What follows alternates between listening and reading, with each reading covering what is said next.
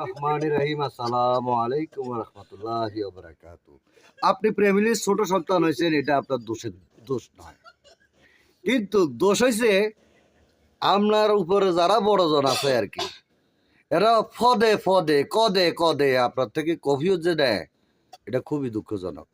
কিন্তু আপনি কখনো তাদের কাছ থেকে তারা যা করতেছে বা করবে আপনি কোনোদিন জিজ্ঞাসা করেন নাই, কিন্তু সবসময় তারা আপনার কি করতেছে, এটা কিনলে করে রে, এনে করে রে কিনলে, হোয়াট ইজ দিস?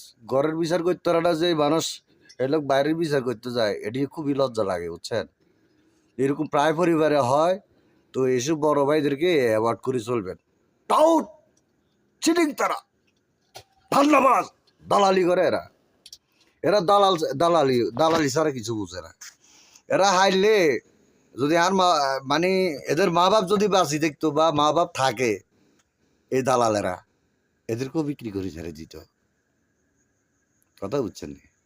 তো এই জন্য আপনার ফ্যামিলি ছোট হয়েছেন, এটা আপনার দোষ নয়, কিন্তু যারা আপনার উপরে বড় আছে তারা আপনার প্রত্যেকটা কাইকে কাইকে কফির তো কাজে পৃথক হবার পরেও এটা অন্যায়। এই কথাটা মাইন্ডে রাখবেন।